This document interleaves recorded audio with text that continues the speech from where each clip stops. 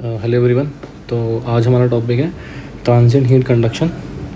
ठीक है, तो सबसे पहली चीज़, ट्रांजिएंट का मतलब क्या होता है? ट्रांजिएंट का मतलब होता है अनस्टेडी स्टेट। ठीक है और अनस्टेडी स्टेट का मतलब होता है जो चीज़ें हमारे टाइम के साथ चेंज हो। ठीक है, अभी तक हम क्या स्टेजेस पढ़ रहे थे? स्टेडी स्टेट पढ़ रहे थे। इसमें स्टेडी स्टेट का मतलब ये हो गया कि हमारी चीज़ें टाइम के साथ चेंज नहीं हो रही थी, बट अनस्टेडी स्टेट का मतलब हो गया अब हमारी चीज़ें टाइम के साथ भी चेंज हुई हैं। ठीक है, तो ट्रांजिएंट हीट कंडक्शन पढ़ने से पहले हम बायोट नंबर के बारे में पढ़ते हैं। बायोट नंबर, ठीक है ना। बायोट नंबर होता क्या है? ठीक है, Biot number is the ratio of conduction resistance to convection resistance. ठीक है, तो अगर इसको फॉर्मूले में लिखो तो बायोट नंबर हमारा is equal to conduction resistance divided by convection resistance. ठीक है, नाउ कंडक्शन रेजिस्टेंस कितना हो गया? कंडक्शन रेजिस्टेंस हो गया हमारा LC अपॉन में KA, और कंडक्शन का रेजिस्टेंस हो गया हमारा 1/HA। ठीक है, तो अगर हम इसको सॉल्व करेंगे तो ये कितना होगा? HLC/K। ठीक है, नाउ हमें H पता है, K पता है। H क्या होता है? हमारा हीट ट्रांसफर कोफिशिएंट। K होता है हमारा थर्मल कंडक्टिविटी। तो ये जो LC है इसको मैं बोलता हूँ कैरेक्टरिस्टिक लेंथ। ठीक है, नाउ देखो एक बार कंडक्शन रेजिस्टेंस के बारे में पढ़ते हैं। कंडक्शन रेजिस्टेंस, ठीक है, देखो कंडक्शन रेजिस्टेंस ऑफ स्लैब का कितना होता है? स्फेयर का और सिलेंडर का। ठीक है, सिलेंडर का और स्फेयर का। ठीक है, हमने पुराने लेक्चर्स में देखा था कि ये सिलेंडर हमारा हॉलो था। ठीक है, और स्फेयर भी हमारा हॉलो था। ठीक है, तो स्लैब के केस में हमारा कितना था? B अपॉन में KA। सिलेंडर के केस में ln of R2/R1 divided by 2πKL। और स्फेयर के केस में कितना था हमारा? 1/R1 minus 1/R2 divided by 4πK। ठीक है, now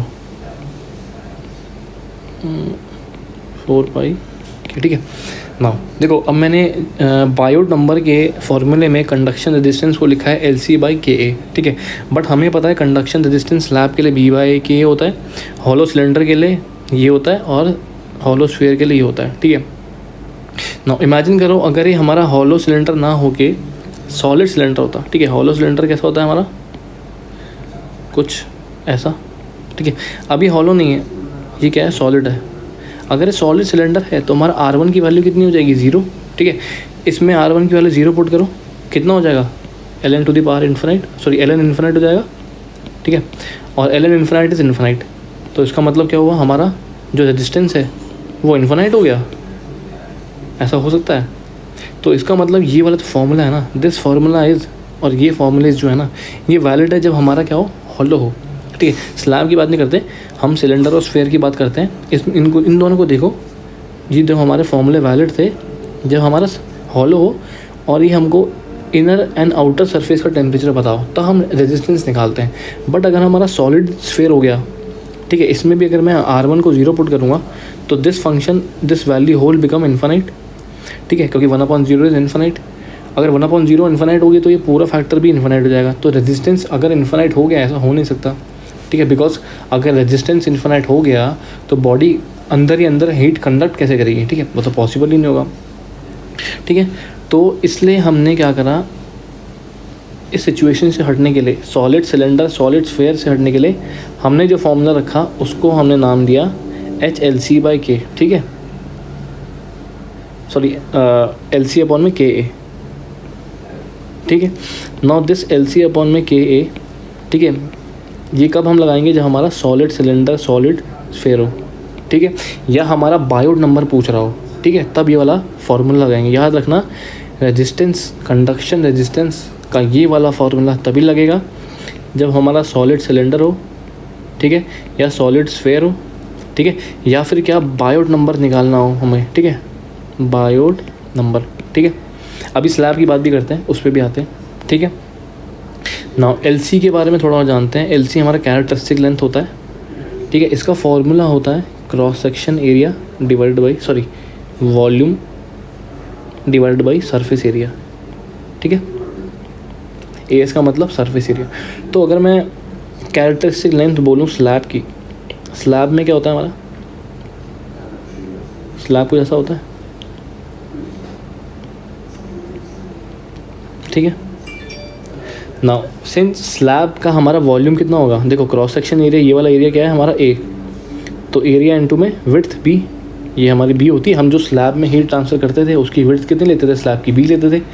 and area is the cross sectional area, जहाँ से हमारा हीट क्या हो रहा है, आगे कंडक्ट हो रहा है, with in the body heat conduct हो रहा है, ठीक है। तो ये हमारा वॉल्यूम होगा divided by 2 times of a. 2 times of a क्यों, सरफेस एरिया को देखो, हमारे 2 एरिया हो गए ना, एक इस साइड का हो गया और एक उस साइड का हो गया, है ना। स्लैब में हमारा हीट ट्रांसफ़र कहाँ से होता है, एक इस वाली साइड से और एक इस वाली, बाकी हम कोई साइड कंसिडर नहीं करते। तो सरफेस एरिया कितना हो गया, 2 टाइम्स ऑफ ए, ठीक है। तो therefore characteristic length of slab कितनी होगी, b/2, ठीक है। तो इसका मतलब अगर मैं इस b/2 को इस फॉर्मूले में पुट करूँ LC/KA, तो ये LC/KA कितने के बराबर हो गया, b/2 KA, ठीक है।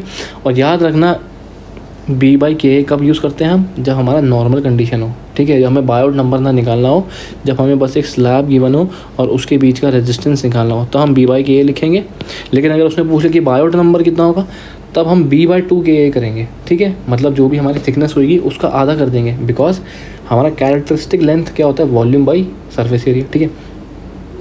हमने स्लैब के लिए देखा, अब हम किसके लिए देखेंगे, सिमिलरली स्लैब हो गया, अब हम देखेंगे सिलेंडर के लिए, कौन सा, सॉलिड सिलेंडर, ठीक है ना। सॉलिड सिलेंडर की बात करें, उसका एरिया कितना होता है, πr²h, ठीक है।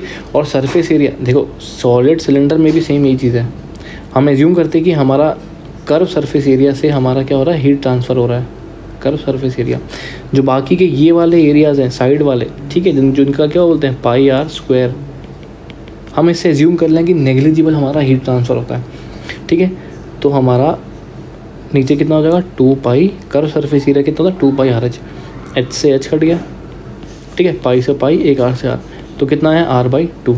ये हमारी कैरेक्टरिस्टिक लेंथ हम निकाल रहे हैं, ठीक है। अब हम बात करते हैं सॉलिड स्फेयर की। नाउ स्फेयर का वॉल्यूम कितना होता है, 4/3πr³, ठीक है, डिवाइडेड बाई, अब सेम वही surface area of solid sphere कितना होता है, 4πr², ठीक है। नाउ पाई से पाई कट गया, r² से एक r, ठीक है, और 4 से 4, तो कितना बचा r/3। तो ये हमारा किसका है, कैरेक्टरिस्टिक लेंथ किसकी है, हमारी सॉलिड स्फेयर की, ठीक है। अब लास्ट हम किसका देखेंगे, क्यूब का। सिमिलरली क्यूब का कितना होगा, देखो क्यूब का एरिया वॉल्यूम कितना होता है, a³ एंड सरफेस एरिया है 6a²। कैसे, ये हमारा क्यूब है, ठीक है। क्यूब की ये साइड a है और ये साइड भी a है, ठीक है। तो ये वाला एरिया कितना हो गया, a², और ऐसे कितने एरियाज हैं, 6, तो 6a², और वॉल्यूम कितना होता है, a³, ठीक है। तो ये कितना हुआ, a/6, ठीक है। तो ये हमारी कहानी हुई कैरेक्टरिस्टिक लेंथ की, ठीक है। नाउ तो अभी हमने देखा कि कंडक्शन रेजिस्टेंस वाले फार्मूले को हम नहीं यूज़ करेंगे, ठीक है। बायोट नंबर में कंडक्शन रेजिस्टेंस का अलग ही फार्मूला होता है, वो होता है h, क्या होता है वो, सॉरी LC/K होता है, फिर LC is the characteristic length, और उसके हिसाब से हम अपनी वैल्यूज़ निकालते हैं, ठीक है। नाउ ये कहानी होगी हमारी बायोट नंबर की। अब हम बात करते हैं बायोट नंबर का सिग्निफिकेंस की, ठीक है। नाउ देखो, जो हमारा बायोट नंबर होता है, इसको थोड़ा सा अलग कर लेते हैं,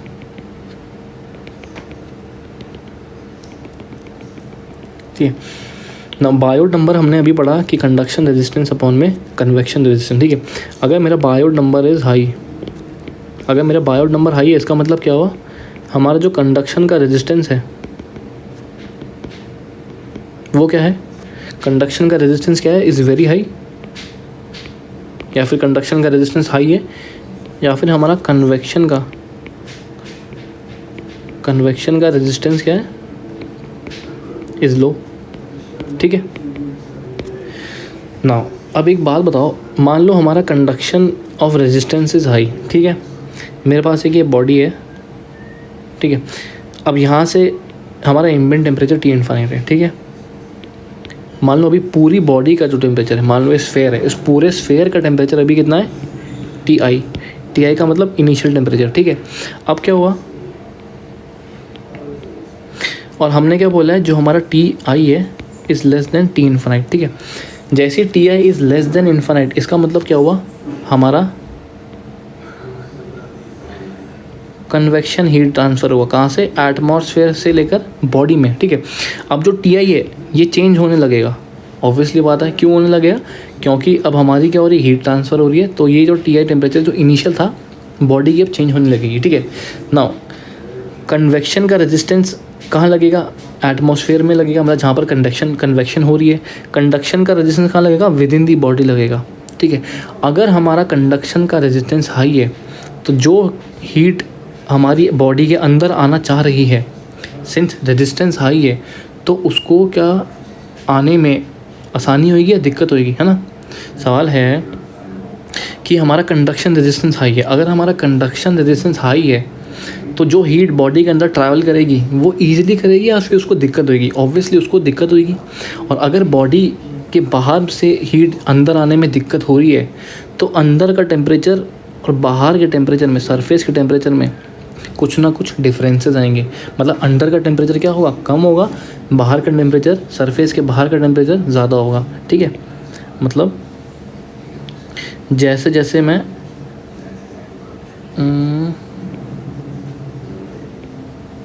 ठीक है, जैसे जैसे मैं अंदर बढ़ता रहूँगा वैसे वैसे हमारा टेम्परेचर क्या होगा, वो घटता रहेगा।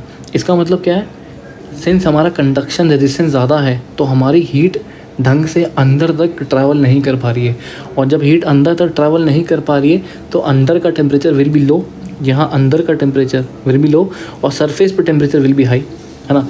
तो इसका मतलब हमारी बॉडी जो है, जो हमारी बॉडी है वो क्या है, नॉन यूनिफॉर्म टेम्परेचर डिस्ट्रीब्यूशन पे है। हमारी बॉडी कैसी है, नॉन यूनिफॉर्म टेम्परेचर डिस्ट्रीब्यूशन में, ठीक है। Now what do you mean by non uniform, ठीक है। नॉन यूनिफॉर्म का मतलब होता है कि अगर ये बॉडी है, वही हमारा स्फेयर लेते हैं, ठीक है। जो हमारी ये बॉडी है इसके हर एक पॉइंट पे हमारा टेम्परेचर क्या है, अलग अलग है, ठीक है।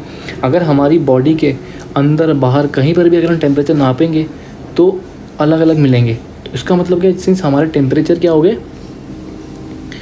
पूरी बॉडी के अंदर बाहर अलग अलग है, तो हम बोलेंगे क्या है, ये नॉन यूनिफॉर्म टेम्परेचर, है ना। और हमने शायद फ्लूइड मैकेनिक्स में भी पढ़ा है, नॉन यूनिफॉर्म का मतलब होता है जो स्पेस के साथ चेंज होता है, ठीक है।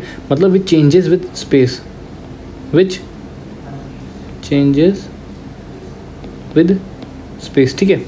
तो जो हमारा टेम्परेचर है वो क्या हो रहा है, हमारा टेम्परेचर स्पेस के साथ चेंज हो रहा है, ठीक है। इसका मतलब हमारा temperature is a function of X Y and Z, ठीक है। टेम्परेचर किसका फंक्शन है, एक्स वाई जेड का है, क्योंकि हमारी बॉडी नॉन यूनिफॉर्म है, ठीक है। इतना हमको समझ में आ गया।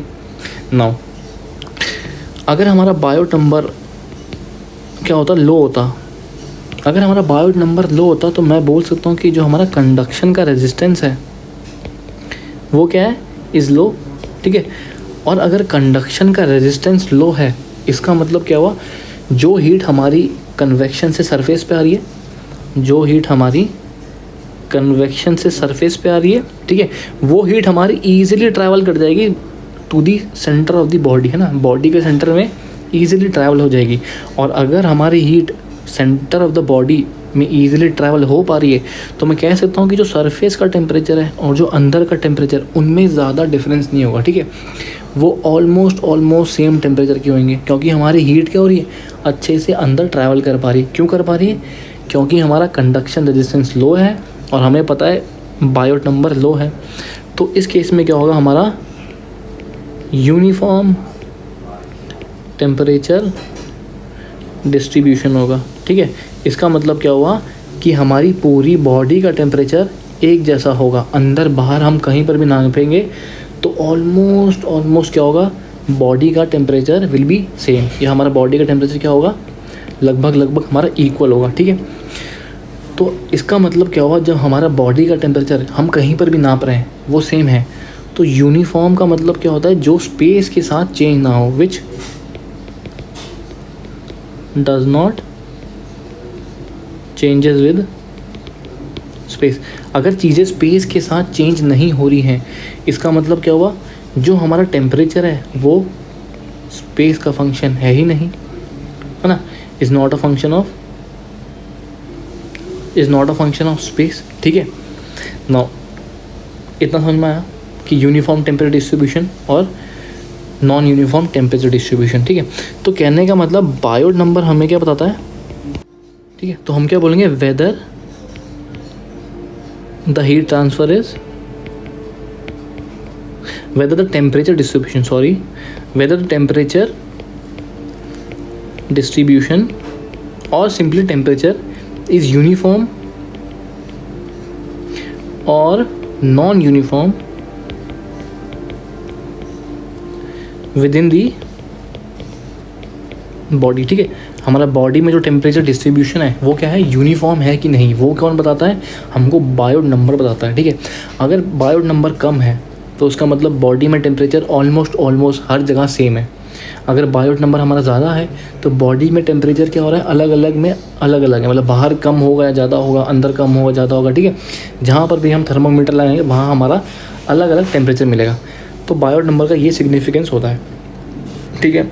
अब हम बात करते हैं कि बायोट नंबर कितना कम होना चाहिए कि हम ये बोल सकें कि हमारा टेम्परेचर जो है वो यूनिफॉर्मली डिस्ट्रीब्यूटेड है, ठीक है। तो अगर आइडियली देखा जाए तो बायोट नंबर अगर 0 के बराबर हो गया तो इसका मतलब जो हमारा कंडक्शन का जो रेजिस्टेंस है वो कितना होगा, 0 हो गया। और अगर कंडक्शन का रेजिस्टेंस 0 हो गया तो जो हमारी हीट थी कन्वेक्शन से जो आ रही थी उसको कोई रोक ही नहीं रहा है अंदर तक आने में, ठीक है। तो उसको कोई रेजिस्टेंस ही नहीं मिल रहा तो वो फ्रीली अंदर तक आएगी और हमारा क्या होगा, परफेक्टली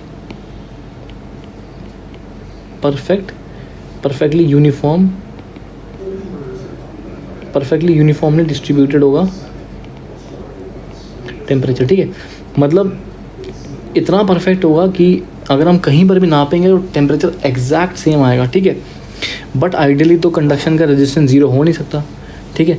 तो हम अगर बोले हैं कि बायोट नंबर एक्चुअली में देखा जाए तो हमारा, अगर ये हमारा 0.1 से छोटा है, ठीक, या उसके बराबर है, तो हम बोल सकते हैं कि ये क्या है, ऑलमोस्ट क्या है, हमारा यूनिफॉर्मली डिस्ट्रीब्यूटेड टेम्परेचर है, ठीक है। तो हम बोल सकते हैं इट इज़ यूनिफॉर्मली या फिर यूनिफॉर्म डिस्ट्रीब्यूशन टेम्परेचर डिस्ट्रीब्यूशन,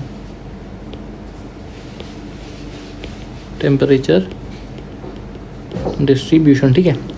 तो ये वैल्यू बड़ी इंपॉर्टेंट है, बायोट नंबर क्या हो, 0.1 से छोटा हो या 0.1 के बराबर हो, ठीक है। और अगर बायोट नंबर हमारा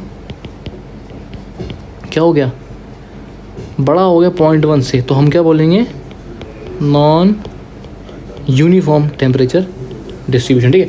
तो हमारा क्या, टेम्परेचर हमारा यूनिफॉर्मली डिस्ट्रीब्यूटेड नहीं, अलग अलग है, ठीक है। तो अगर मैं एक एग्जांपल लेके बताता हूँ, अगर हमारा ये स्लैब है, ठीक है, बाहर का टेम्परेचर T इन्फिनिट है, ठीक है। नाउ अब हो गया क्या कि अगर हमारा बायोट नंबर जो है वो कितना है, लेस देन या इक्वल टू 0.1 के बराबर है, तो टेम्परेचर में ज़्यादा वेरिएशन नहीं आएगा, ठीक है। बट अगर याद रखना कि ये T इन्फिनिट टेम्परेचर जो है, एम्बिएंट टेम्परेचर है, वो बॉडी के टेम्परेचर से ज़्यादा है, ठीक है, इनिशियली। उसके बाद क्या हुआ क्या नहीं हुआ वो बात की बात है, लेकिन इनिशियली बॉडी का जो टेम्परेचर है वो इन्फिनिट, मतलब जो एम्बिएंट टेम्परेचर है उससे कम है, ठीक है। बट अगर हमारा बायोट नंबर इस बॉडी का क्या हो गया, 0.1 से बड़ा हो गया, तो टेम्परेचर में वेरिएशन आने चालू हो जाएंगे, ठीक है। क्योंकि हर जगह टेम्परेचर क्या होगा, अलग अलग होगा। इसमें देखो ऑलमोस्ट सेम है हर जगह, यहाँ, ठीक है, at any value of x, ठीक है, ये x होता है हमारा, at any value of x हमारे टेम्परेचर क्या है, ऑलमोस्ट सेम है। बट इस केस में यहाँ टेम्परेचर देखो कितना ज़्यादा है, फिर धीरे कम हो गया, फिर x इक्वल टू यहाँ पर बीच में सेंटर में तो हमारा बिल्कुल ही कम हो गया, ठीक है, फिर धीरे धीरे बढ़ रहा है, ठीक है। तो ऐसे हमारा बायोट नंबर का सिग्निफिकेंस होता है, ठीक है। नाउ इतना हमको क्लियर है, ठीक है। यहाँ पर हमारा जो बायोट नंबर में जो हमारा टेम्परेचर होता है is not a function of space x, y and z, but इस केस में हमारा temperature is a function of x, y and z, ठीक है। ये हमारा 3D के लिए हो गया। अगर मैं 1 डायमेंशन की बात करूँ तो टेम्परेचर हमारा is a function of x, ठीक है, क्योंकि अभी हम सिर्फ x डायरेक्शन की बात कर रहे हैं ना। तो ये वाला केस इसको सेटिस्फाई करता है, temperature only in x direction, ठीक है। तो ये था हमारा बायोट नंबर के बारे में, ठीक है। तो अब हम पढ़ते हैं ट्रांजिएंट के बारे में। ट्रांजिएंट का मतलब क्या होता है, ठीक है। अभी हमने देखा ट्रांजिएंट का मतलब होता है अनस्टेडी स्टेट। अनस्टेडी स्टेट का मतलब जब चीज़ें समय के साथ बदलती हैं, ठीक है। हम क्या बोलेंगे, when things changes with respect to time. जैसे टेम्परेचर हो गया, ठीक है। मान लो अभी एक बॉडी है, उसका टेम्परेचर T1 है, कुछ टाइम बाद उसका टेम्परेचर T2 हो गया, तो हम क्या बोलेंगे, अनस्टेडी स्टेट है, ठीक है। क्योंकि बॉडी का टेम्परेचर क्या हो रहा है, वो चेंज हो रहा है, ठीक है। तो इसको हम बोलते हैं ट्रांजिएंट, जो हमारा समय के साथ चेंज हो, ठीक है। नाउ एक चीज़ और देखते हैं बायोट नंबर के बारे में। बायोट नंबर, ठीक है। देखो हमने अभी डिस्कस करा कि बायोट नंबर अगर हमारा 0.1 या उससे छोटा है तो हमारा क्या होगा, यूनिफॉर्म टेम्परेचर डिस्ट्रीब्यूशन होगा, ठीक है। और बायोट नंबर जब हमारा बड़ा है तो उसको बोलेंगे नॉन यूनिफॉर्म टेम्परेचर डिस्ट्रीब्यूशन, ठीक है। नाउ एक चीज़ और, इसमें हमारा टेम्परेचर ग्रेडियंट नहीं आएगा, या एक्स डायरेक्शन में हो, या वाई डायरेक्शन में हो, या जेड डायरेक्शन में हो, ज़ीरो आएंगे तीनों के तीनों। क्यों, देखो ये बताता क्या है, dt/dx, ये बताता है कि हमारा x के साथ अगर हमारा dx का मतलब क्या होता है, dx का मतलब हो गया ये, और dt का मतलब जो हमारा चेंज इन टेम्परेचर है, ठीक है। तो ये कितना है, ज़ीरो है, मतलब हमारा टेम्परेचर x डायरेक्शन में कितना है, ज़ीरो है, वो ये बता रहा है, ठीक है। मतलब वो ये इक्वल टू ज़ीरो ये बताता है कि हमारा टेम्परेचर x डायरेक्शन में ज़ीरो है, टेम्परेचर हमारा change in temperature in y direction में ज़ीरो है, change in temperature in z direction zero है। क्यों, क्योंकि हमारा टेम्परेचर यूनिफॉर्मली डिस्ट्रीब्यूटेड है, बॉडी का हर जगह टेम्परेचर क्या है, सेम है, ठीक है। तो अगर हमारे ये तीनों के तीनों ज़ीरो के बराबर हैं तो विद इन दी बॉडी के अंदर कंडक्शन हो रहा है। बॉडी के अंदर जब टेम्परेचर हर जगह सेम है तो within the body there will be no conduction. Body के अंदर क्या होगा, नो कंडक्शन। और जब कंडक्शन ही नहीं हो रहा है तो हम इसकी एनालिसिस के लिए, बायोट नंबर लेस देन 0.1 की एनालिसिस के लिए क्या हम कंडक्शन इक्वेशन जो हमने पढ़ी है, कंडक्शन इक्वेशन कौन कौन सी पढ़ी थी हमने, 1 डायमेंशनल 3 डायमेंशनल कंडक्शन की जो इक्वेशन पढ़ी है, क्या वो यूज़फुल हैं, क्या वो उन इसकी एनालिसिस के लिए क्या हम ये वाली इक्वेशन यूज़ कर सकते हैं, बिल्कुल नहीं। हम कंडक्शन की इक्वेशन क्यों करेंगे जब बॉडी के अंदर खुद कंडक्शन नहीं हो रही। तो इसकी एनालिसिस के लिए इसकी एनालिसिस के लिए हम क्या करेंगे, ठीक है। इसकी एनालिसिस कैसे करते हैं हम, लम्प्ड सिस्टम एनालिसिस, ठीक है, ठीक है। तो इसकी एनालिसिस होती है लम्प्ड सिस्टम की तरीके से। अब वो होता क्या है वो हम अभी देखते हैं, बट अब हम यहाँ पर आते हैं, ठीक है। एक चीज़ और, यहाँ पर हमारा जो temperature is a function of time only. हमारा टेम्परेचर किसका फंक्शन है, सिर्फ टाइम का फंक्शन है, स्पेस का फंक्शन है ही नहीं। देखो अगर नॉन यूनिफॉर्मली डिस्ट्रीब्यूटेड टेम्परेचर होगा तो temperature gradient X direction, Y direction and Z direction में एग्जिस्ट करेंगे, ठीक है। ये तीनों की no will not be equal to zero, ये एग्जिट करेंगे विद इन दी बॉडी के अंदर क्या होगा, कंडक्शन होगा, ठीक है। तो हम कंडक्शन की इक्वेशन, we can use conduction equation, ठीक है। और कंडक्शन इक्वेशन कैसे यूज़ होगी, जो हमारा टेम्परेचर है वो किसका फंक्शन होगा, स्पेस का फंक्शन होगा और टाइम का फंक्शन होगा, ठीक है। तो हम 1 डायमेंशनल केस पढ़ते हैं तो temperature is function of space and time only, ठीक है। तो अगर temperature is function of space and time only तो हम कंडक्शन की इक्वेशन क्या लिखते हैं, del2T अपॉन में del(x2) is equal to 1/α del(T)/del ठीक है। हमारी ये इक्वेशन होती है, ठीक है। इसको हम यूज़ करेंगे, ठीक है। तो अब हम बात करते हैं लम्प्ड सिस्टम एनालिसिस की, ठीक है। अच्छा, temperature is function of space and time का मतलब वो टाइम के साथ भी बदल रहा है और वो स्पेस के साथ भी बदल रहा है, ठीक है। इसकी हम एनालिसिस कैसे करते हैं, इसकी एनालिसिस करते हैं हेजलर चार्ट, ठीक है। वो आगे जाके देखेंगे कि होता क्या है बट अभी के लिए इतना ही, ठीक है। नाउ ट्रांजिएंट में अब हम पढ़ेंगे लम्प्ड सिस्टम एनालिसिस। तो लम्प सिस्टम एनालिसिस का मतलब हुआ कि सबसे पहला पॉइंट क्या होगा हमारा, जो हमारा बायोट नंबर है इज़ लेस देन 0.1, ठीक है, या 0.1 होगा या 0.1 से हमारा बायोट नंबर कम होगा, ठीक है। और सेकेंडली हमारा जो लम्प सिस्टम एनालिसिस है उसमें अगर जो टेम्परेचर डिस्ट्रीब्यूशन है, इसका मतलब क्या हुआ, हमारा टेम्परेचर हर जगह कैसा होगा, कांस्टेंट होगा, मतलब जो बॉडी का टेम्परेचर है वो यूनिफॉर्म होगा, है ना। जो temperature of the body is uniform, ठीक है। यूनिफॉर्म का मतलब हर जगह टेम्परेचर सेम है, अभी हमने ऊपर भी देखा था, ठीक है। नाउ इसका मतलब जो टेम्परेचर है हमारा किसका फंक्शन है, is a function of time, ठीक है। इसको थोड़ा देखते हैं कैसे। मान लो हमारे पास एक ये बॉडी है, एट टी इक्वल टू 0 में हमारा टेम्परेचर इज़ टी आई का मतलब इनिशियल टेम्परेचर, ठीक है। इसको हम बोलते हैं इनिशियल टेम्परेचर, ठीक है। और ये पूरी बॉडी में सेम है, मतलब यूनिफॉर्म है हर जगह, at every point, inside outside surface, कहीं पर भी देख लो हर जगह टेम्परेचर टी आई है, ठीक है। नाउ अब हमने क्या करा, अब हमने eight T equal to T1 पे देखा, ठीक है। टी का मतलब टाइम है। अब हमारा बॉडी का टेम्परेचर चेंज हो गया, ठीक है। टेम्परेचर T1 इक्वल टू कितने के बराबर हो गया, मान लो T1 के बराबर हो गया, ठीक है। नाउ सिंस हमारा टाइम के साथ साथ बॉडी का टेम्परेचर चेंज हो गया, but at every point the temperature is T1, ठीक है।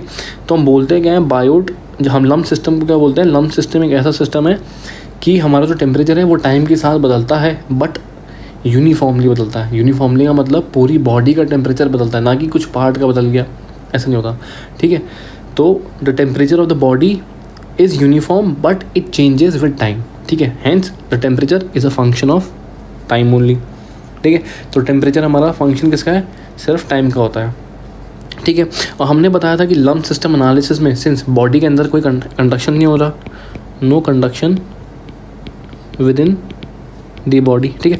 बॉडी के अंदर कंडक्शन नहीं होगा, क्यों नहीं होगा, क्योंकि बॉडी में टेम्परेचर ग्रेडियंट ही नहीं है। टेम्परेचर ग्रेडियंट का मतलब बॉडी यूनिफॉर्म है, तो टेम्परेचर ग्रेडियंट क्या होंगे, क्योंकि dt/dx या dt/dy या dt/dz कितना हमारा 0 के बराबर है। जब टेम्परेचर ग्रेडियंट ही नहीं है तो हमारा फोरियर लॉ क्या कहता है, माइनस के dt/dx, है ना। हीट फ्लक्स ही तो होता है, जब ये टर्म ही 0 है तो हीट फ्लक्स कितना होगा, 0 ही होगा, ठीक है।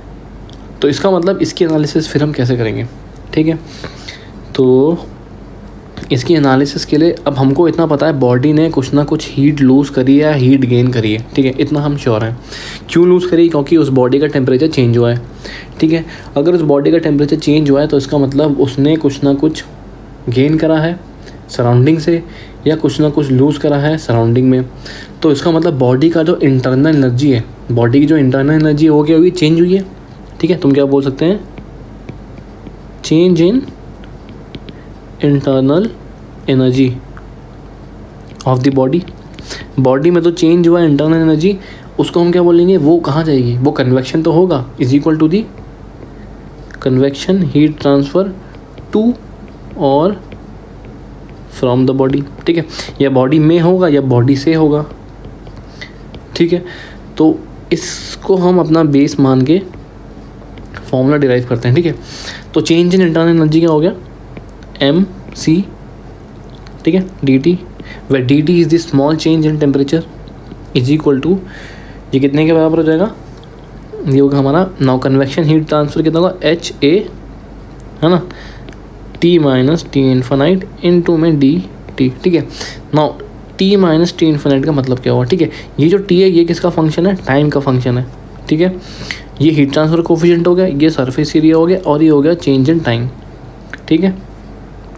क्योंकि हमारा HA इतना पार्ट देखो, ये हमारा क्या होता है, हीट ट्रांसफ़र रेट होता है Q डॉट, इसकी यूनिट होती है जूल पर सेकेंड, ठीक है। तो dt का यूनिट क्या होगी, इन सेकेंड्स, और mc dt की यूनिट होती है हमारी जूल में, ठीक है। तो सेकेंड से सेकेंड कर दिया तो हमारे इक्वेशन बैलेंस हो गए, ठीक है।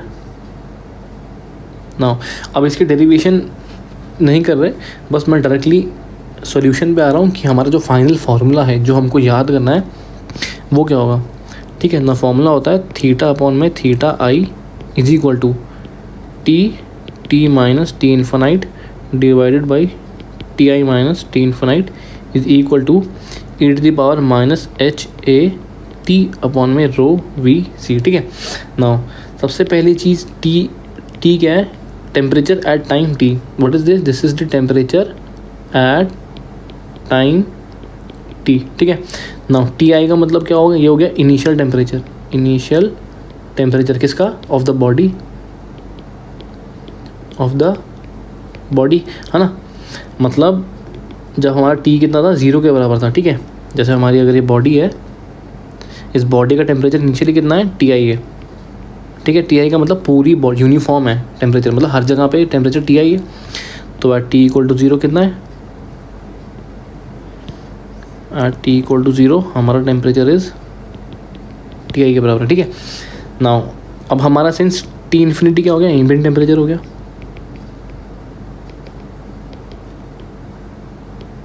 एम्बिएंट मतलब एटमॉस्फेरिक टेम्परेचर, जो आसपास उस बॉडी के है उसका टेम्परेचर, वो शायद हाई भी हो सकता है, वो उससे इनिशियल टेम्परेचर से लो भी हो सकता है। ठीक है, now H is the heat transfer coefficient. ठीक है, नाउ एस ए कितना है, ए इज़ द सरफेस एरिया। याद रखना क्रॉस सेक्शनल एरिया नहीं है, ये बॉडी का सरफेस एरिया है। ठीक है, now A is the surface area. ठीक है, now rho is the density of the body, हमारी बॉडी की डेंसिटी क्या है। ठीक है, वी इज़ द वॉल्यूम, उस बॉडी का वॉल्यूम कितना है, and C is the heat capacity. ठीक है, and T is the time. तो ये जो फॉर्मूला है ये काफ़ी इंपॉर्टेंट है। क्यों इंपॉर्टेंट है, क्योंकि इस फॉर्मूले को हमसे पता चलता है कि अगर मैं ये जो टी दिख रहा है हमको, हम इस टी में कुछ भी वैल्यू पुट करेंगे। मान लो हमको चाहिए 5 सेकंड बाद बॉडी का टेम्परेचर क्या होगा, तो इधर अगर मैं 5 सेकंड पुट करूँगा, देखो एच ए रो वी सी, ये सब के सब क्या है, ये सब के सब काइंड ऑफ कांस्टेंट है ना। हमने बॉडी चूज़ कर ली है। ठीक है, अगर हम बॉडी चूज़ कर लेंगे तो उसका क्या होगा, सरफेस एरिया कांस्टेंट होगा, वॉल्यूम कांस्टेंट होगा, उसकी डेंसिटी कांस्टेंट होगी, हीट कैपेसिटी कांस्टेंट होगी। ठीक है, और क्या बोलते हैं हीट ट्रांसफ़र कोफिशिएंट, वो भी क्या होता है, हम एज्यूम करते हैं कि कांस्टेंट होता है। ठीक है, और हमको उसकी वैल्यू पता होती है। ठीक है, तो ये भी कांस्टेंट होगा। तो बचा क्या, टाइम। तो टाइम के साथ साथ अब हमारा एम्बिएंट टेम्परेचर भी कांस्टेंट होता है। इनिशियल टेम्परेचर हम बॉडी का नाप लेते हैं। ठीक है, या फिर हमको इनिशियल टेम्परेचर निकालना होता है, या फिर हमको क्या करना होगा, इनिशियल टेम्परेचर निकालना होगा, या फिर हमको टेम्परेचर एट टी निकालना होगा। ठीक है, तो ये हम निकाल लेंगे इस फॉर्मूले की मदद से। तो अब हमको इतना पता चल चुका है कि हमारा जो टेम्परेचर है वो कैसे चेंज हो रहा है, एक्सपोनेंशियली चेंज हो रहा है। ठीक है, हेंस क्योंकि हेंस यहाँ हमारा ई पे आ रहा ना, तो ये एक्सपोनेंशियली हो गया। Hence change in temperature with respect to time is exponentially।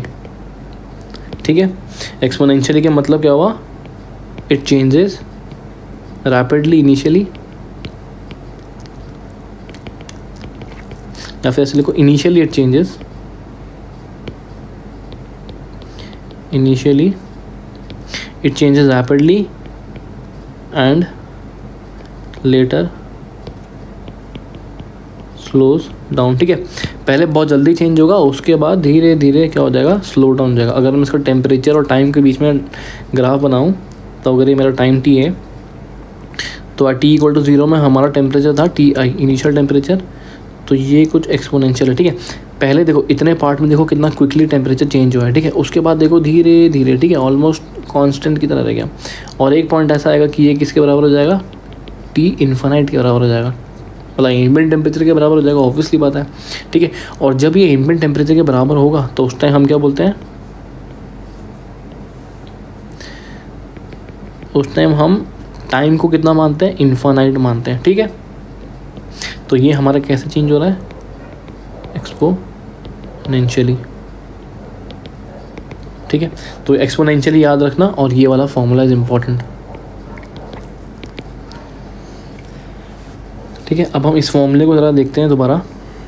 Theta upon में theta I is equal to E to the power minus h A T upon में रो वी सी। ठीक है, देखो जो ये एच ए अपॉन में rho we सी है, इसको हम बोलते हैं देखो इसको अभी क्या बोलते हैं उसको देखेंगे, बट हमें पता है इसकी यूनिट कितनी होगी। तो अगर मैं इसकी यूनिट निकालूंगा तो उसकी यूनिट आएगी सेकंड इन्वर्स, ठीक है। क्यों आएगी? क्योंकि यहाँ पर टाइम है और हमको पता है ये डायमेंशनलेस है, तो ऑब्वियसली बात है इसको भी डायमेंशनलेस होना पड़ेगा। तो टाइम की यूनिट अगर सेकंड्स है तो इस वाले पार्ट की H/(AT/ρVC) की यूनिट कितनी होगी? सेकंड इन्वर्स, ठीक है। तो इसको मैं इज इक्वल टू इसको मैं बोलता हूँ B। ये कितने के बराबर होता है? B इक्वल टू, तो therefore θ/θi is equal to e⁻⁻bt, ठीक है। अब हमारा एक टर्म होता है टाइम कांस्टेंट, ठीक है। टाइम कांस्टेंट हम डिनोट करते हैं T* से, ठीक है। और एक इसके बराबर होता है 1/b के बराबर होता है, ठीक है। और टाइम कांस्टेंट की यूनिट क्या होती है? इसकी यूनिट होती है इन सेकंड्स, ठीक है। ऑब्वियसली अगर हमारी b की यूनिट सेकंड इन्वर्स है तो time second is what? 1/b, उसकी यूनिट कितनी होगी? सेकंड्स में होगी, ठीक है। तो ये होता है ρVC/HA। तो अब हमारा सवाल आता है हम इसको कांस्टेंट क्यों बोलते हैं, टाइम कांस्टेंट क्यों बोलते हैं, ठीक है।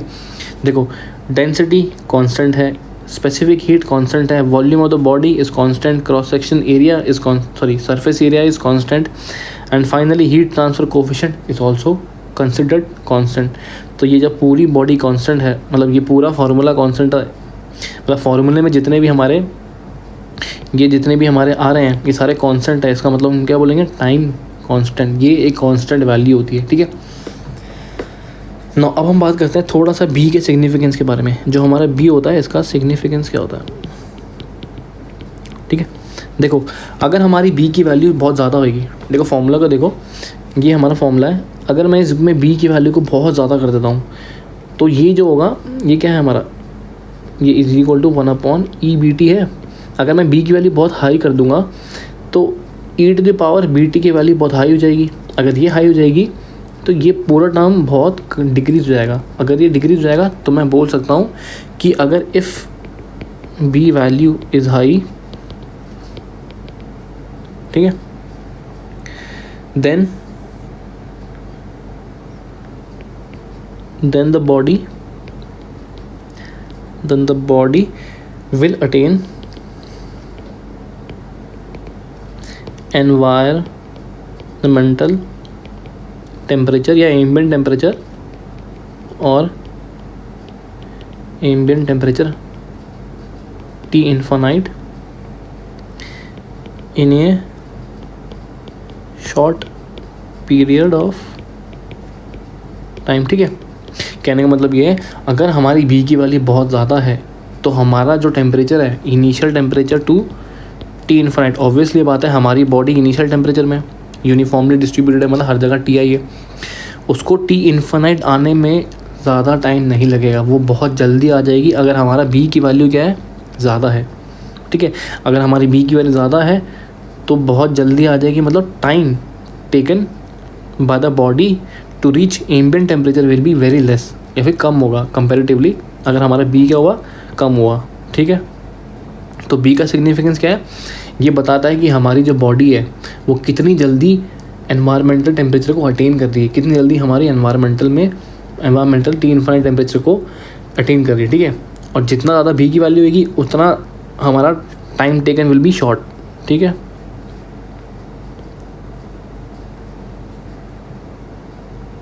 Time taken will B short, ठीक है। तो ये था हमारा बी का सिग्निफिकेंस। नाउ देखो अब ये जो हमारा एक चीज़ और H/AT/ρVC, ठीक है, ये जो हमारा ये वाला है मैं बस इसमें फोकस कर रहा हूँ, ठीक है। तो इसको मैं ऐसे लिख सकता हूँ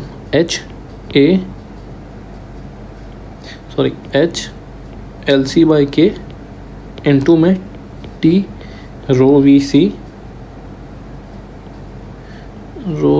एक सेकंड, इसको लिखने से पहले देखो अभी मैंने बताया था कि area volume by area is characteristic length, तो मैं ऐसे लिख सकता हूँ HT/ρC/LC, ठीक है, क्योंकि volume by area is characteristic length ρC/LC, ठीक है। तो ये कितने के बराबर जाएगा? अगर मैं उसको ऐसे लिखूँ HLC/K इंटू में टी अपॉन में रो एल सी इंटू में सी इंटू में के अपॉन में एल सी, ठीक है। तो मैंने इसको इस फॉर्म में लिख दिया। तो ये एच एल सी देखो नीचे था, मैंने इसको ऊपर लिखा तो नीचे का मल्टीप्लाई करना पड़ेगा, और नीचे पहले से एक था। ये रहा टाइम, ठीक है। मैंने ऊपर के लिखा तो मैंने नीचे भी के लिखा। डेंसिटी नीचे है, डेंसिटी नीचे, सी नीचे, सी नीचे, एच ऊपर है, एच ऊपर है, ठीक है। तो ये दोनों के दोनों क्या है, मैंने सही लिखे हैं, बस मैंने कुछ एडिशन करा है, उससे कोई प्रॉब्लम होनी नहीं चाहिए। मल्टीप्लिकेशन हमने थोड़ा सा कुछ टर्म जोड़े मल्टीप्लिकेशन में, ठीक है। तो एच एल सी बाई के, ये तो बायोट नंबर हो गया, इसको मैं क्या बोलता हूँ, बायोट नंबर, ठीक है। अब जो ये वाला टर्म है इसको मैं कैसे लिखूँगा, देखो अब के अपॉन में रो सी, के अपॉन में रो सी क्या होता है, alpha, alpha is thermal diffusivity, इसको हम क्या बोलते हैं, के अपॉन में रो सी, तो अल्फ़ा टी अपॉन में एल सी स्क्वायर, ठीक है ना। ये क्या फॉर्मूला बना, इसको हम बोलते हैं Fourier number is equal to Biot into Fourier number, ठीक है। तो कहने का मतलब है जो थीटा अपॉन में थीटा आई है is equal to E to the power minus h A T upon में रो वी सी, जिसको हम ऐसे भी लिख सकते हैं A to the power minus B T, जिसको हम ऐसे भी लिख सकते हैं A to the power minus T upon में टी स्टार, ठीक है। टाइम कांस्टेंट बी 1/b, इसको हम ऐसे भी लिख सकते हैं A to the power Biot number into में फोरियर नंबर, ठीक है। तो थोड़ा सा अब हम फोरियर नंबर के बारे में देखते हैं कि फोरियर नंबर होता क्या है।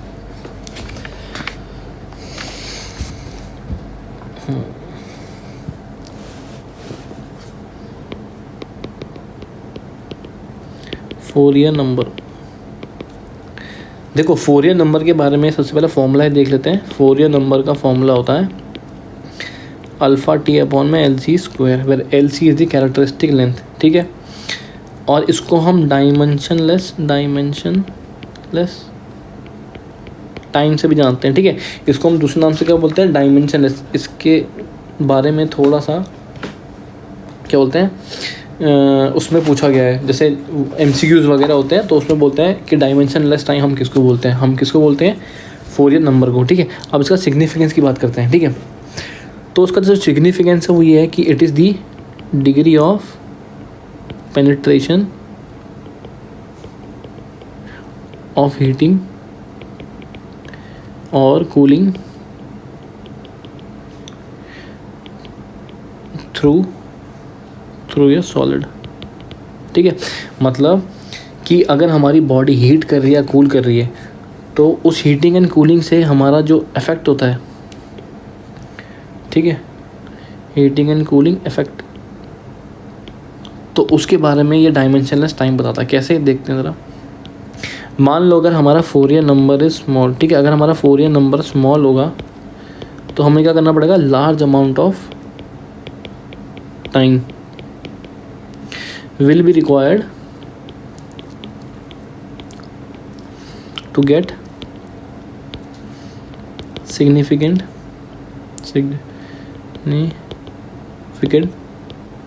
temperature change।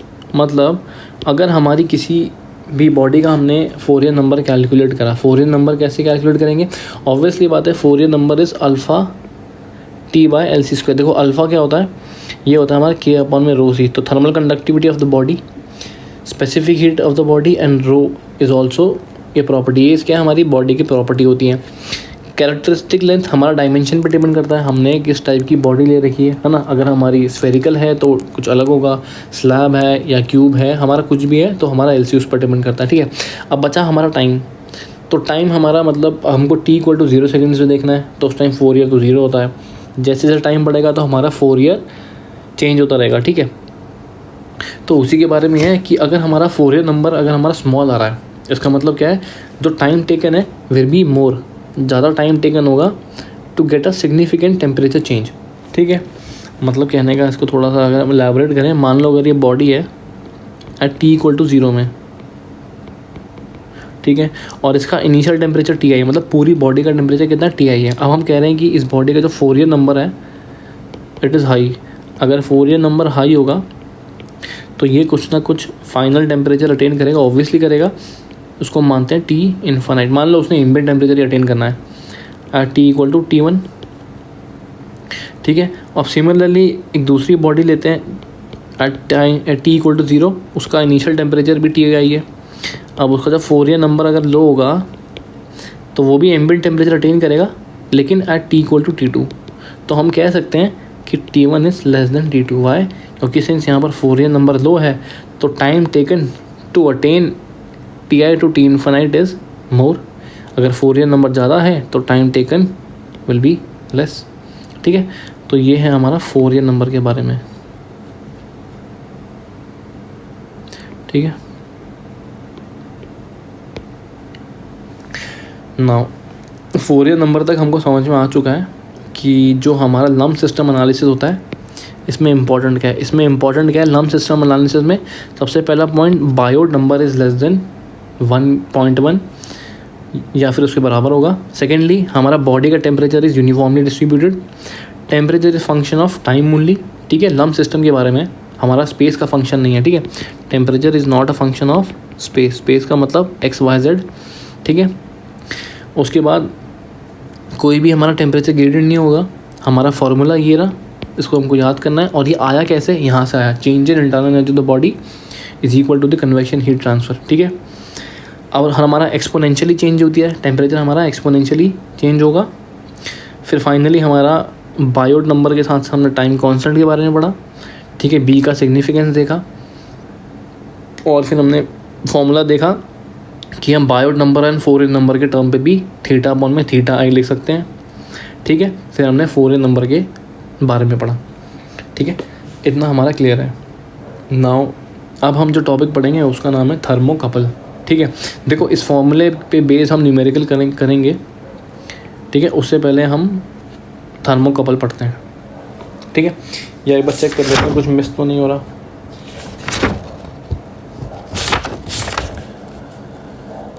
हाँ, एक चीज़ थोड़ी मिस हो रही है, इसको भी देख लेते हैं।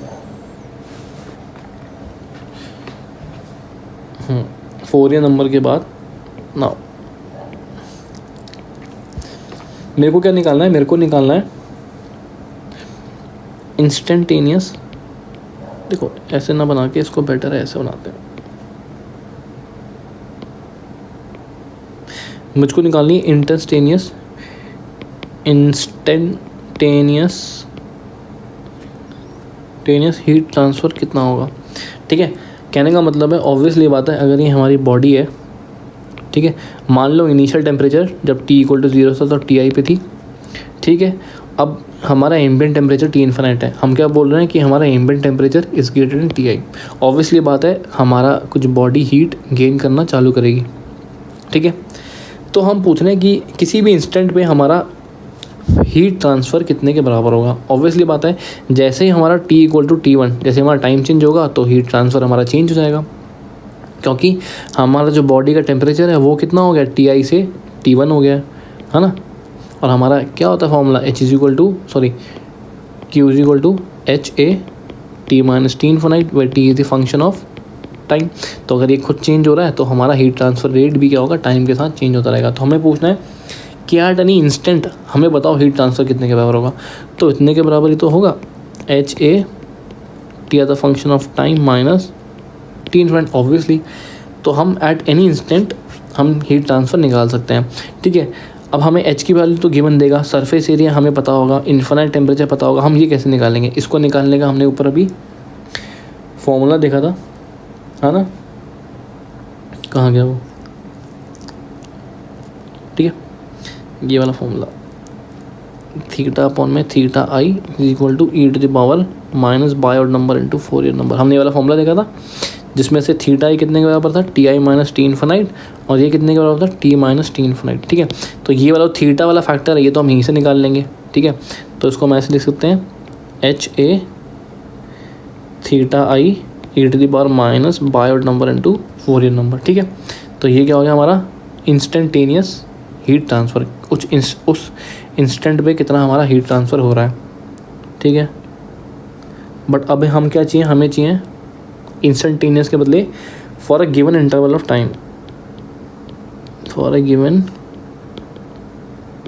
इंटरवल ऑफ टाइम, मतलब कुछ समय के बीच में, मान लो 5 सेकंड इन 5 सेकंड में कितना हीट ट्रांसफ़र हो या फिर इन 10 सेकंड में कितना हीट ट्रांसफ़र हो, ठीक है। इसके बारे में अगर वो पूछ ले तो सबसे पहला केस बनता है इसमें, मतलब at T equal to 0 to T equal to T, ठीक है।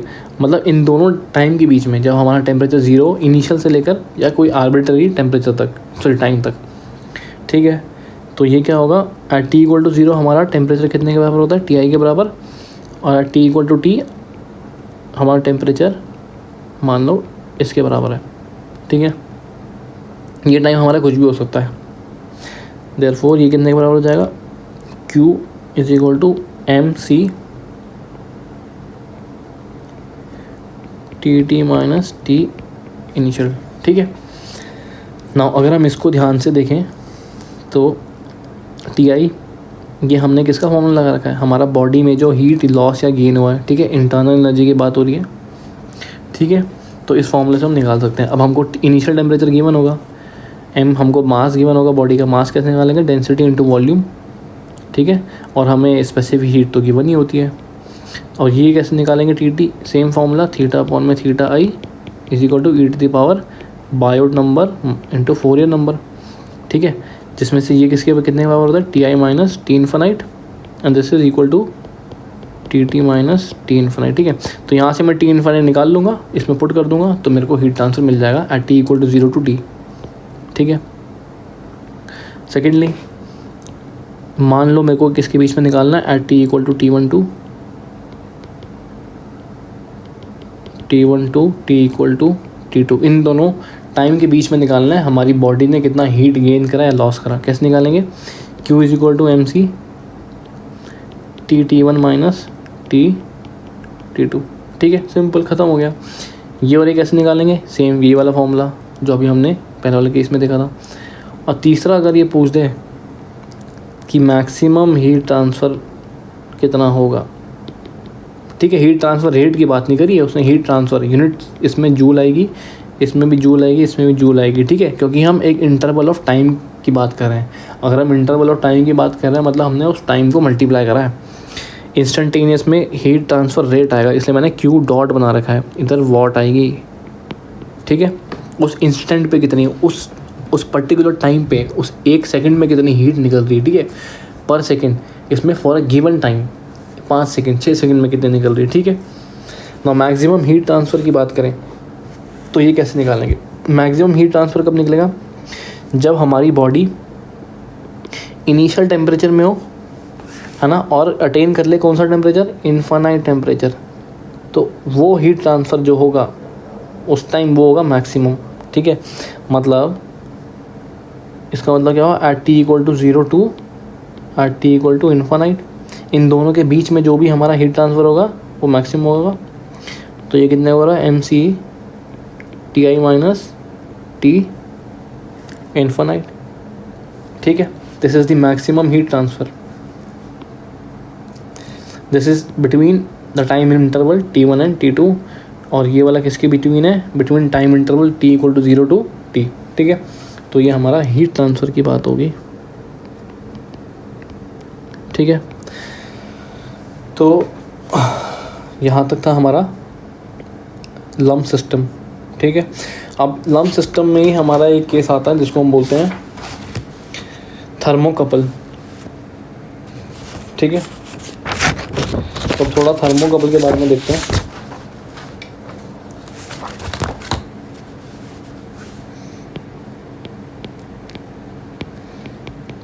थर्मोकपल,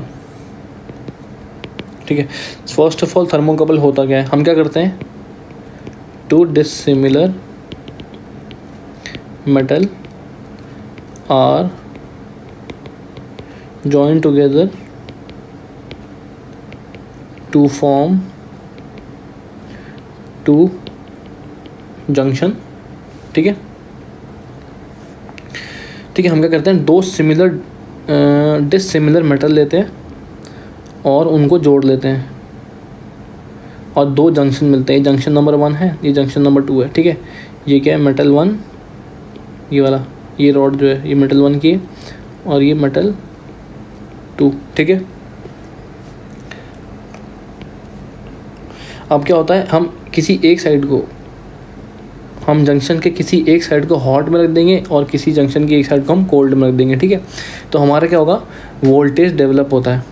तो कहने का मतलब voltage is developed between two junction due to the temperature difference, to the temperature difference between them, ठीक है। क्या करते हैं हम, एक जंक्शन को पकड़ेंगे हॉट में रख देंगे और एक को पकड़ेंगे कोल्ड में। ऑब्वियसली बात है, अगर हम इधर एटमॉस्फेरिक भी रखें, अगर हम इस साइड को एटमॉस्फेरिक भी रखें और यहाँ पर अगर हम नीचे आग लगा दें तो ऑब्वियसली ये हॉट ही होगा। या फिर हम क्या करें, हॉट स्टीम का मतलब गरम गरम हवा इस पे छोड़ें तो ये वाला साइड तो हॉट ही ऑटोमेटिकली हो जाएगा और एटमॉस्फेरिक वाला कोल्ड हो जाएगा, ठीक है। तो इनके बीच में वोल्टेज डेवलप हो जाएगा। तो हम अगर डायग्राम ढंग से बनाएं तो ये कुछ ऐसा होता है। वोल्टेज नापने के लिए वोल्ट मीटर लगाना पड़ेगा। एक में वोल्ट मीटर लगा देते हैं और ये हमारा कोल्ड साइड हो गया, ये हमारा हॉट साइड हो गया and this is our cold side, ठीक है। तो इसकी वजह से हमारा यहाँ पर डिफ्लेक्ट हो जाएगा। तो इसका मतलब हम क्या बोल सकते हैं, हमारा ईएमएफ जनरेट हुआ, ईएमएफ जनरेट होगा तो उसका मतलब क्या हुआ, हमारा जो टेम्परेचर है हम उसको मेजर करेंगे विद रेस्पेक्ट टू जो हमारा डिफ्लेक्शन हुआ है वोल्ट मीटर में, ठीक है। नाउ अब हम बात करते हैं थर्मोकपल का रिस्पॉन्स टाइम क्या होता है, ठीक है।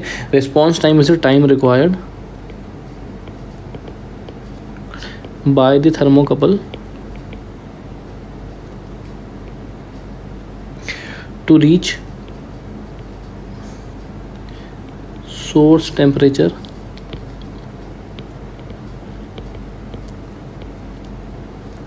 ठीक है। तो response time of a thermocouple का मतलब होता है it is the time required by the thermocouple to reach source temperature. मतलब क्या हुआ, इसका मतलब क्या हुआ कि मान लो हमारे पास एक थर्मोकपल है, ठीक है। ये हमारा एटमॉस्फेयर है, एटमॉस्फेयर का मतलब ऑब्वियसली कोल्ड होगा। इधर से हमने क्या करा, हॉट फ्लूइड भेजा, ठीक है, जिसका टेम्परेचर टी इन्फिनाइट, ठीक है। मान लो टी इन्फिनाइट है, बल्कि हम टी इन्फिनाइट एटमॉस्फेयर को बताते हैं, बट हमने जो हॉट भेजा है उसका टी इन्फिनाइट है, ठीक है। और इस साइड हम क्या बोल रहे हैं, कोल्ड है। ऑटोमेटिकली ये साइड क्या हो जाएगा, कोल्ड हो जाएगा। और ये हमारा वोल्ट मीटर लगा है, ठीक है। अब क्या होगा, हमारा हॉट साइड को अगर हम देखें, इसको थोड़ा मैं जूम बना के बताता हूँ, तो इसमें हमारा हॉट कन्वेक्शन होगा, ठीक है। नाउ अब इसमें क्या होगा कि सिंस हमारा ये अभी इनिशियल टेम्परेचर देखो, जब हवा नहीं चल रही थी गरम गरम, ठीक है, तो एट टी इक्वल टू 0 मैं क्या बोलूँगा, टेम्परेचर हमारा किसके बराबर है, इनिशियल टेम्परेचर के बराबर है, ठीक है। जैसे ही हमारा हॉट आना चालू हुई तो हमारा क्या हुआ, ये धीरे धीरे गर्म होने लगेगा, ठीक है। तो ये जब ये गर्म होने लगेगा तो ऑब्वियसली बात है कभी ना कभी ये टी इन्फिनाइट के बराबर होगा। तो उस टाइम जो टाइम होगा उसको हम बोलेंगे रिस्पॉन्स टाइम, टी आर, ठीक है, ठीक है। It is the time required by the thermocouple to reach source temperature, ठीक है। इसको अगर मैं सोर्स बोलूँ, टी सोर्स, ठीक है, वो सोर्स टेम्परेचर तक। सोर्स क्या हमारा, ये जो हमारी फ्री स्ट्रीम वेलोसिटी आ रही है, ठीक है, गरम गरम हवा, हॉट फ्री स्ट्रीम वेलोसिटी जो आ रही है ये, तो ये जब हमारी टी सोर्स है, जब हमारा ये टी सोर्स के बराबर हो जाएगा, ठीक है।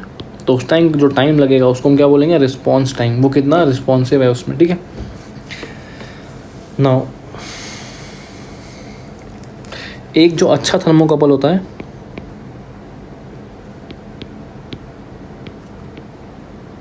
a good thermocouple is one which reaches source temperature quickly, ठीक है।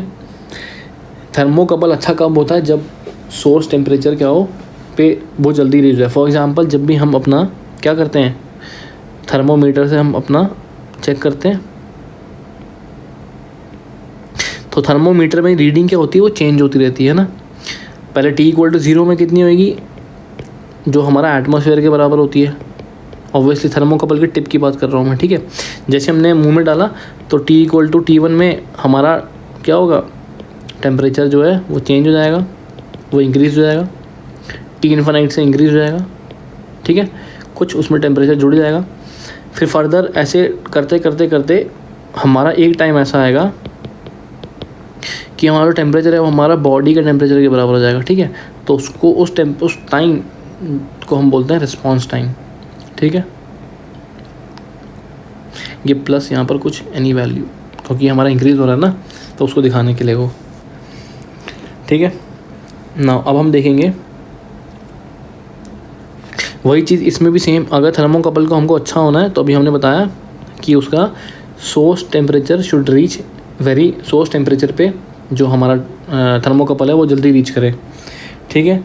तो इसका मतलब क्या हुआ, जो हमारा θ/(-HAT/-HAT/ρVC, ठीक है। या फिर इसको हम क्या लिखते हैं -BT।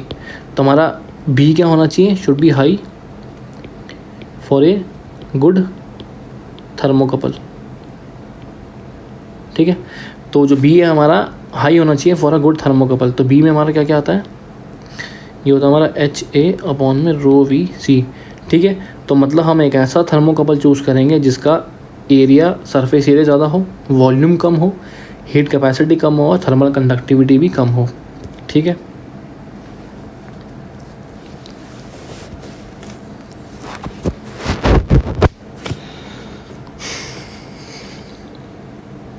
ठीक है, तो उसको मैं अभी लिख देता हूँ। Therefore thermocouple should have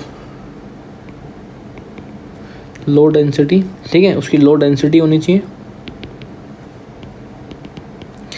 low heat capacity, ठीक है। तीसरा क्या है, should work under high thermal conductivity, high heat transfer coefficient, ठीक है। हमारा हीट ट्रांसफ़र कोफिशिएंट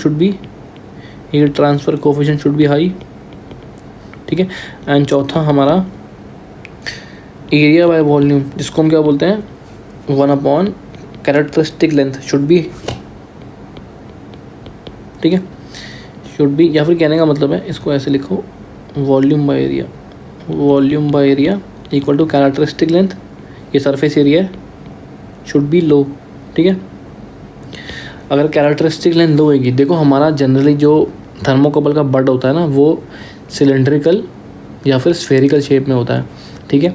तो अगर मैं LC ऑफ सिलेंडर की बात करूँ R/2 होता है और उसका होता है R/3 स्फेयर का, ठीक है।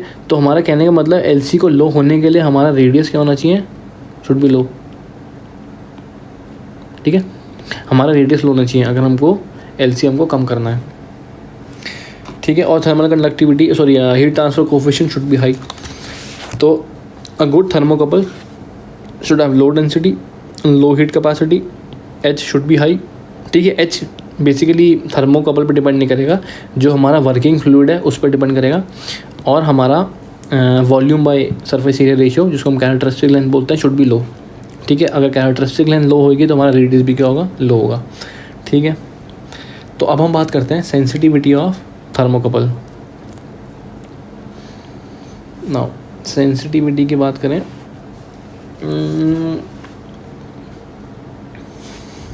तो ये थोड़ा इम्पोर्टेंट टॉपिक है, सेंसिटिविटी ऑफ थर्मोकपल, ठीक है। फर्स्ट पॉइंट देखो, हमको पता है θ/θi is equal to e⁻HAT/ρVC, ठीक है, इज इक्वल टू -B/T, और हमको पता है -T/T भी हम लिखते हैं, ठीक है। तो T को हम बोलते हैं, थर्मोकपल के केस में बता रहा हूँ मैं, T को हम बोलते हैं टाइम कांस्टेंट। हम इसको बोलते हैं टाइम कांस्टेंट, ये हमको पहले पता है। इसको हम क्या बोलते हैं, टाइम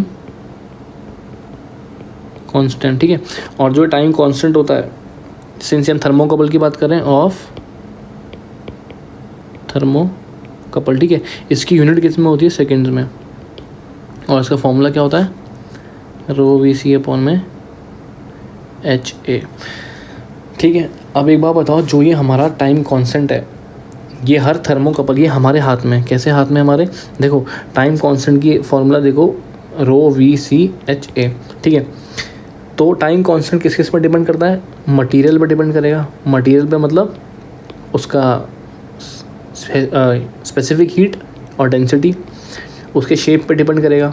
शेप पे मतलब वॉल्यूम बाय सरफेस एरिया, और फाइनली हमारा हीट ट्रांसफ़र कोफिशिएंट H मतलब हम कौन सा फ्लूइड, मतलब हमारा फ्लो क्या है ना, कि फोर्स फ्लो है या फिर कैसा है, ठीक है। H उस पर डिपेंड करेगा कि हमारा फ्लो कैसा है, ठीक है। तो अगर मैं इन दोनों फैक्टर्स को देखूं, मटेरियल एंड शेप, ये तो हमारे हाथ में है। कैसे है हमारे हाथ में, देखो मान लो मैंने मटेरियल ले लिया M1, ठीक है, एक मटेरियल ले लिया M2, उन दोनों की शेप सेम थी, तो सिंस मटेरियल अलग है तो डेंसिटी और हीट कैपेसिटी अलग होगी, तो टाइम कांस्टेंट हमारा अलग होगा, ठीक है। तो हर अलग अलग थर्मोकपल का हमारा अलग अलग टाइम कांस्टेंट आता है, ठीक है। दैट मीन्स कि हमारा थर्मोकपल में जो टाइम कांस्टेंट होता है ये हमको पहले से ही पता होता है, ठीक है। और ये कांस्टेंट क्यों है, हमने पहले भी देखा था, हम इसको टाइम कांस्टेंट क्यों बोलते हैं, क्योंकि ये सारी वैल्यूज़ कांस्टेंट होती है, ठीक है। तो हम जो थर्मोकपल यूज़ कर रहे हैं उसका टाइम कांस्टेंट हमको पहले से ही पता होगा, ठीक है। तो time constant it's some value which we already know, ठीक है। तो ये टाइम कांस्टेंट के बारे में था, ठीक है।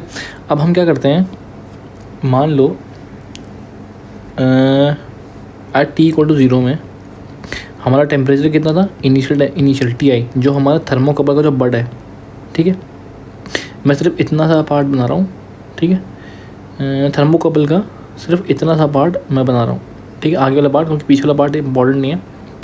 और यहाँ पर हमारा हॉट स्ट्रीम है, ठीक है।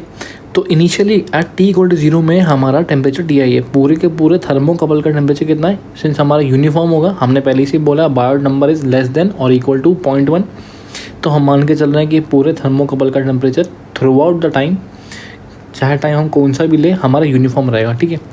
नाउ एट T=T1 लेते हैं, T=T1, ये मान लो T इन्फिनिट है, T=T1 में मान लो टेम्परेचर कितना हो गया, T1 के बराबर हो गया, ठीक है।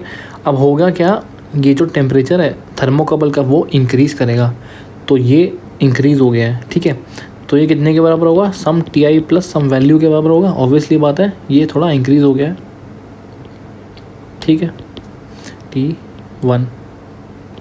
नाउ अगर मैं इसको फर्दर आगे और देखूं तो एट T=T2, अब इस बार हम बोलते हैं टेम्परेचर T2 के बराबर हो गया, थोड़ा और इंक्रीज़ हो गया, ठीक है,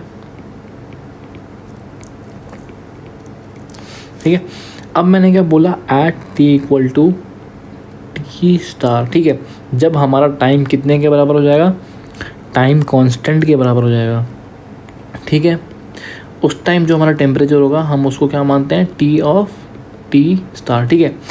तो इसको हम बोलते हैं, जो अब थर्मोकपल का टेम्परेचर होगा वो कितना होगा, T स्टार, ठीक है, ठीक है। देखो मैं दोबारा बता रहा हूँ, जो टाइम कांस्टेंट होता है ये कैसे निकालते हैं, ये निकालते हैं ρVC/HA। तो जो हम थर्मोकपल यूज़ कर रहे हैं उसका टाइम कांस्टेंट हमको पहले से गिवन होता है, हमको पता होता है। कैसे पता होता है, ऑब्वियसली हमको मटेरियल पता होती है, शेप पता होता है, हमें हीट ट्रांसफ़र कोफिशिएंट पता होता है, ठीक है। हीट ट्रांसफ़र कोफिशिएंट का मतलब जो हम फ्लूइड यूज़ कर रहे हैं वो उसके बारे में बता देता है, ठीक है। हीट ट्रांसफ़र कोफिशिएंट के बारे में अभी हम डिटेल में पढ़ेंगे, बट अभी इतना जान लो कि हीट ट्रांसफ़र कोफिशिएंट भी हमें कुछ हद तक पता होता है, ठीक है। तो टाइम कांस्टेंट जो होता है हमको T स्टार, ये हमको पहले से ही पता होता है। तो जब हमारा टाइम T पहले 0 था, फिर T=T1 हो गया, फिर T=T हो गया, हमारा टाइम क्या हो रहा है, इंक्रीज़ हो रहा है, ठीक है। एक टाइम आएगा कि हमारा टाइम खुद T स्टार के बराबर हो जाएगा, उस टाइम हमारा टेम्परेचर कितना है, T स्टार, ठीक है। नाउ या फिर हम सिंपल इसको लिख देते हैं T स्टार, ठीक है, ज़्यादा कन्फ्यूजन ना हो। अब हम क्या करेंगे, अगर हम इस चीज़ को फॉर्मूले में देखें तो हमारा फॉर्मूला क्या होता है, θ/θi e⁻T/T स्टार, हमको पता है ये, ठीक है।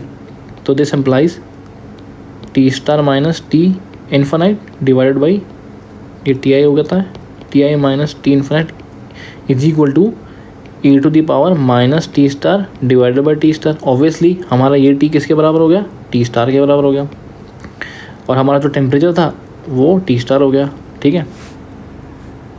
तो ये कितने के बराबर हो गया, e⁻⁻1, और ये कितने के बराबर होता है 0.368, ठीक है। तो देयरफॉर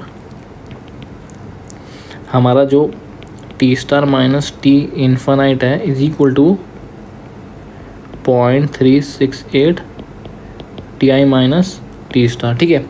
नाउ इसको हम क्या बोल सकते हैं, इनिशियल टेम्परेचर डिफरेंस। क्या बोल सकते हैं, इनिशियल टेम्परेचर डिफरेंस। और इसको हम क्या बोल सकते हैं, temperature difference when time is equal to time constant, ठीक है। तो इसको हम बोलते हैं डेल्टा टी स्टार, ठीक है। नाउ देखो, अगर ये हमारा पहले हमारा बॉडी थर्मोकपल इनिशियल टेम्परेचर में था, और हमारा जो फ्री स्टीम है, हमारा जो ये फ्री स्ट्रीम है, ये हमारा टी इन्फानाइट में था। हम क्या बोल रहे हैं, T infinite is greater than T i, ठीक है। ऑब्वियसली हीट ट्रांसफ़र कहाँ होगा, from free stream to thermocouple के टिप पे ड्यू टू कन्वेक्शन, ठीक है। नाउ पहले टेम्परेचर डिफरेंस कितना था, इतना था, ठीक है। अब T=T1 में जब हमारा थोड़ा टाइम बढ़ गया तो ये T1 हो गया, ठीक है। फिर टेम्परेचर डिफरेंस कितना हुआ, इतना हुआ। ऑब्वियसली टेम्परेचर डिफरेंस कम हो गया, फिर T2, फिर कम हुआ, ठीक है। टेम्परेचर डिफरेंस फिर कम हुआ, ठीक है। फिर क्या हुआ, T3 आया, T4 आया, एक टाइम पे हमारा टी स्टार आया। क्या आया, टी स्टार। तो टी स्टार पे हमारा टेम्परेचर डिफरेंस कितना है, कितने के बराबर होगा, 0.368 T initial minus T infinite. देखो हमको ये वैल्यू पहले से ही पता होती है, ठीक है, कि जो हमारा टेम्परेचर डिफरेंस होगा वो कितने के बराबर होगा, 0.368, मतलब 36.8% ऑफ इनिशियल टेम्परेचर डिफरेंस, ठीक है। तो हम इसको अगर हम लिखना चाहें तो हम क्या बोल सकते हैं, तो या फिर हमको ऐसे लिख सकते हैं 36.8% ऑफ इनिशियल टेम्परेचर डिफरेंस के बराबर होता है हमारा इतना, ठीक है। अगर हमको एक अननोन थर्मोकपल दे दिया, मान लो हमको थर्मोकपल के बारे में कुछ नहीं पता उसके, और हमको बोल दिया कि भैया इसका क्या निकालो, इसका टाइम कांस्टेंट निकालो, टी स्टार निकालो। हम कैसे निकालेंगे, देखो हमें इतना पता है कि 36.8% ऑफ इनिशियल टेम्परेचर डिफरेंस, मतलब टी आई और टी इन्फानाइट का डिफरेंस है, उसको हमने क्या बोला है, इनिशियल टेम्परेचर डिफरेंस, ठीक है। ये हमको पता होता है, ठीक है। तो हम यहाँ से हम क्या निकाल लेंगे, टी स्टार निकाल लेंगे हम।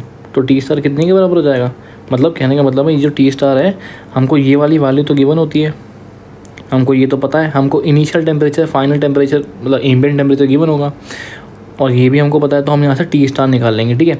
जैसे हम टी स्टार निकालेंगे, टी स्टार का मतलब क्या होता है, temperature when time is equal to time constant के बराबर, ठीक है। तो सिंस हमको ये टेम्परेचर पता है, हम अपने थर्मोकपल का टेम्परेचर नापेंगे और देखेंगे जैसे ये टी स्टार पहुँचेगा हम टाइम नोट कर लेंगे, ठीक है। T=0 टू कुछ वैल्यू आएगी, T= समथिंग, जैसे हमारा क्या होगा, टी स्टार तक पहुंच जाएगा, तो वो वहाँ से हम क्या निकालेंगे, टाइम कांस्टेंट निकाल लेंगे। अगर हमको अननोन थर्मोकपल के बना है और हमको बोला है कि टाइम कांस्टेंट निकालो, इस टाइम कांस्टेंट मतलब ये वाला small T star, time constant निकालो, कैसे निकालेंगे, हम कैपिटल टी स्टार निकाल सकते हैं। It is the temperature when time is equal to time constant, है ना। तो उस टाइम क्या होगा, हम थर्मोकपल को, मान लो थर्मोकपल का जो टेम्परेचर है वो टी स्टार पहुँच गया, तो उस टाइम हम टाइम ना उसका नोट कर लेंगे, तो वही टाइम क्या होगा, हमारा टाइम कांस्टेंट के बराबर होगा, ठीक है। तो इसका मतलब मैं इसको ऐसे भी लिख सकता हूँ, ठीक है। तो अगर मैं इसको कंक्लूड करूँ तो कहने का मतलब ये है कि delta T I is decreased by, देखो ये जो डेल्टा टी आई है, डेल्टा टी आई मतलब इनिशियल टेम्परेचर डिफरेंस, ऑब्वियसली ये डिक्रीज़ करेगा, ठीक है। डेल्टा टी आई पहले देखो कितना बड़ा था, इतना बड़ा था, इतना बड़ा था, ठीक है। फिर कितना हुआ, फिर इतना हुआ, थोड़ा कम हुआ, फिर कितना हुआ, फिर इतना हुआ, फिर कितना हुआ, फिर इतना हुआ, ठीक है। तो डेल्टा टी इनिशियल जो है टेम्परेचर डिफरेंस वो कम होता रहता है, क्यों, क्योंकि हमारा जो थर्मोकपल का टेम्परेचर है वो बढ़ता रहता है, और जो हमारा सोर्स टेम्परेचर है टी इन्फाइनाइट वो तो कांस्टेंट रहता है, ठीक है। तो डेल्टा टी आई, देखो मैं दोबारा बताता हूँ, जो हमारा T I minus T infinite होता है, ठीक है, ये तो हमारा सोर्स का टेम्परेचर हो गया, ये तो कांस्टेंट रहेगा। ये जो हमारा इनिशियल टेम्परेचर है ये थर्मोकपल का एट T = 0 पे है, ठीक है। तो जैसे जैसे टाइम इंक्रीज़ करेगा हमारा ये जो इनिशियल Ti है वही क्या करेगा, ये इंक्रीज़ करेगा। तो ऑब्वियसली बात है ये पूरा फैक्टर क्या करेगा, डिक्रीज़ करेगा। तो वही लिखा है initial temperature delta Ti, initial temperature difference is decreased bye 63.2%। When देखो ये 36.8 है, तो इसको अगर मैं 100 माइनस 36.8 करूँगा तो 63.2% आएगा, ठीक है। तो वही लिखा है मैंने, delta Ti is decreased bye 63.2% when the time reaches time constant, ठीक है। जब हमारा टाइम माने T कहाँ रीच कर जाता है, टाइम कांस्टेंट T* रीच कर जाता है ऑफ द गिवन थर्मोकपल, ठीक है। तो अगर मैं इसको एक ऐसे लिखूँ, हैंस सेंसिटिविटी का मतलब क्या हुआ, सेंसिटिविटी इज़ दी, ठीक है, ये लाइन बड़ी इंपॉर्टेंट है, is the time required by the thermocouple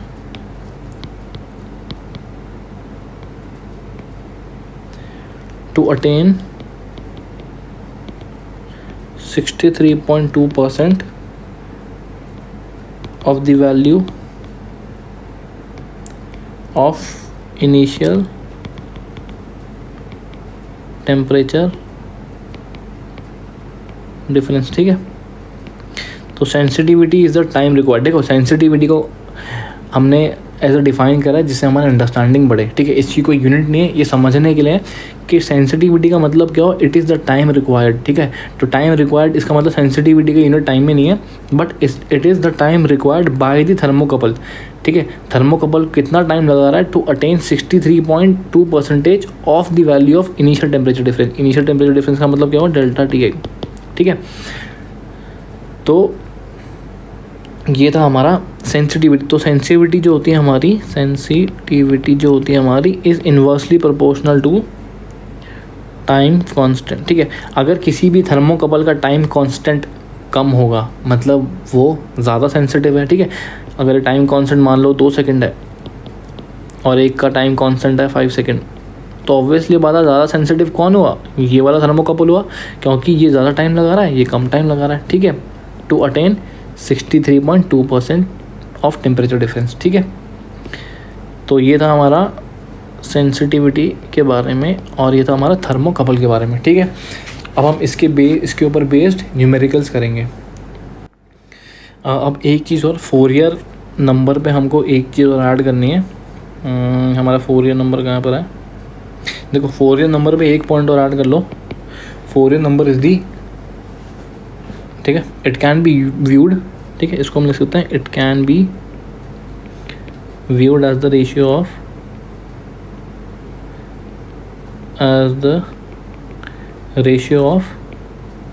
rate of heat conduction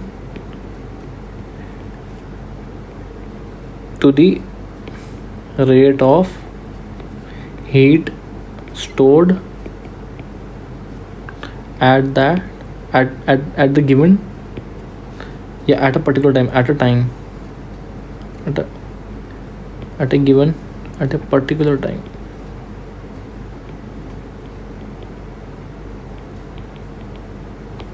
ठीक है।